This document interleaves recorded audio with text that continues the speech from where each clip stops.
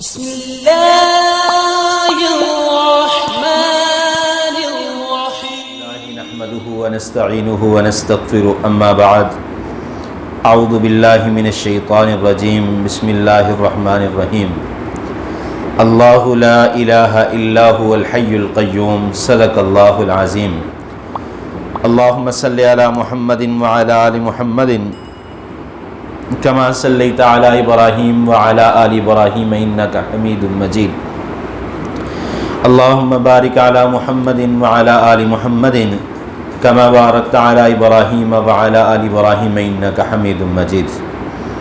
ہر قسم کی حمد و ثنا اللہ وحدہ لا شریک کی ذات کے لیے، اور کروڑہ درود و سلام امام الانبیاء جناب محمد الرسول اللہ صلی اللہ علیہ وآلہ وسلم کی ذات اقدس پر۔ اللہ لا الہ الا هو الحی القیوم، اللہ کے علاوہ کوئی معبود برحق نہیں، وہ زندہ رہنے والا اور قائم رہنے والا ہے۔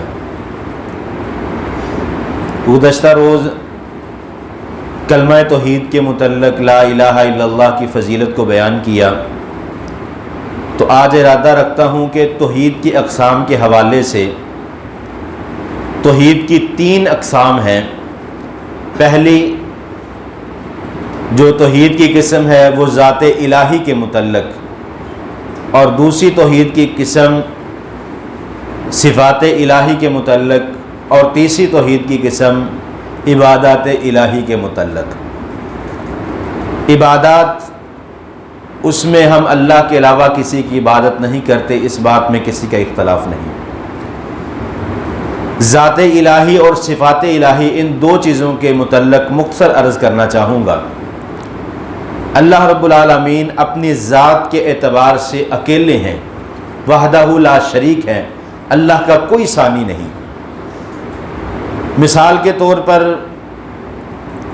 اگر دنیاوی مثال دینا چاہوں تو ہم 1 کلو یا 1 لیٹر دودھ لیتے ہیں، اس میں سے 1 پاؤ دودھ نکال لیتے ہیں، باقی 3 پاؤ دودھ کے اندر جو دودھ کے جو صفت ہے، جو اس کے اندر وٹامنز ہیں، جتنے اس 3 پاؤ دودھ کی جو مقدار کے اندر جو اس کی صفات ہے دودھ کی، وہی 1 پاؤ کے اندر موجود ہوں گی۔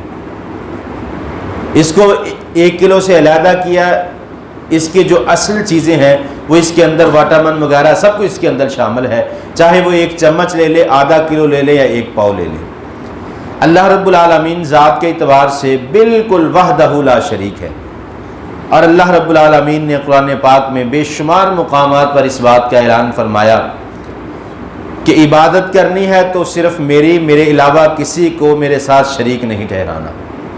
اللہ کی ذات میں کوئی ثانی نہیں، اور اس کی مثال اللہ رب العالمین نے قرآن پاک میں قل هو اللہ احد اللہ الصمد لم یلد ولم یولد ولم یکن لہ کفوا احد۔ اے محبوب کہہ دیجئے کہ اللہ اکیلا ہے، وہ بے نیاز ہے، نہ اس کا کوئی باپ ہے، نہ اس کا بیٹا ہے، وہ ان ساری چیزوں سے بے نیاز ہے۔ اور اللہ رب العالمین کی صفات دوسری قسم جو ہے،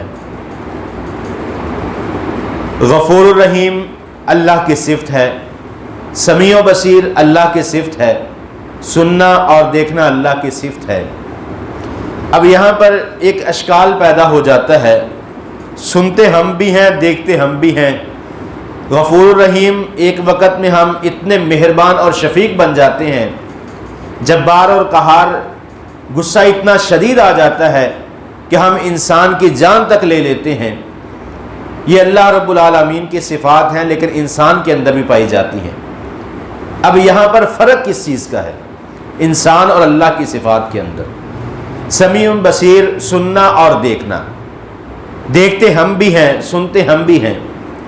اللہ رب العالمین کا سننا جو ہے وہ بے اختیار ہے، اللہ کا دیکھنا بے اختیار ہے، لیکن انسان کی جو صفت سمیع بصیر ہے، دیکھنے اور سننے کی، ہم دیکھتے ہیں، ہمیں دیکھنے کے لیے آنکھ کی ضرورت ہے۔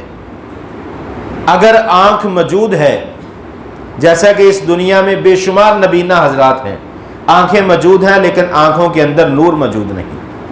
ہمیں آنکھ کی ضرورت ہے، آنکھ کے اندر نور کی ضرورت ہے۔ اگر آنکھ بھی ہے، آنکھ کے اندر نور بھی ہے، پھر ہمیں روشنی کی ضرورت ہے. اگر اندھیرا ہوگا تو ہماری آنکھ دیکھ نہیں سکتی. اگر روشنی بھی ہے لیکن کچھ فاصلے کے بعد ہماری نظر ختم ہو جاتی ہے. اللہ کی جو صفت ہے بصیر جو ہے وہ لامحدود ہے، اس کی کوئی حد نہیں ہے. اسی طرح قوت سماعت کی بات کی جائے تو ہمیں سننے کے لیے کان چاہیے، کانوں کے ساتھ کانوں کا پردہ چاہیے، پھر بات کو سمجھنے کے لیے دماغ چاہیے، اور پھر اس دیوار کے پار کیا ہو رہا ہے ہمیں آواز نہیں سنائی دے رہی. یہ ساری صفات جو ہے اللہ رب العالمین اپنی صفات کے اندر وحدہ لا شریک ہے، اس کا کوئی ثانی نہیں.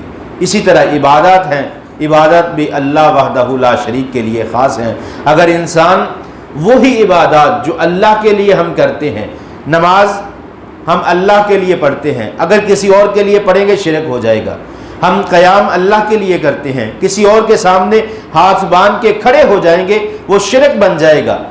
اگر سجدہ اللہ کے لیے ہے، رکوع اللہ کے لیے ہے، اگر ہم رکوع اور سجدہ کسی اور کے لیے کریں گے یہ اللہ کے ساتھ شرک ہو جائے گا. ہر وہ عبادت جو اللہ کے لیے کرتے ہیں جب ہم کسی اور کے لیے اللہ کے علاوہ کریں گے تو وہ شرک بن جائے گا. اللہ کی ذات کے اندر، اللہ کی صفات کے اندر اور عبادات کے اندر اللہ وحدہ لا شریک ہے. قل هو اللہ احد اللہ الصمد لم یلد ولم یولد ولم یکن لہ کفوا احد. جس طرح اولاد سے پاک ہے، باپ سے پاک ہے، اللہ الصمد اللہ بے نیاز ہے، اسی طرح اللہ رب العالمین ہر چیز سے بے نیاز ہے. دعا ہے اللہ رب العالمین عمل کی توفیق عطا فرمائے. واقول قولی ھذا استغفر اللہ لی ولکم.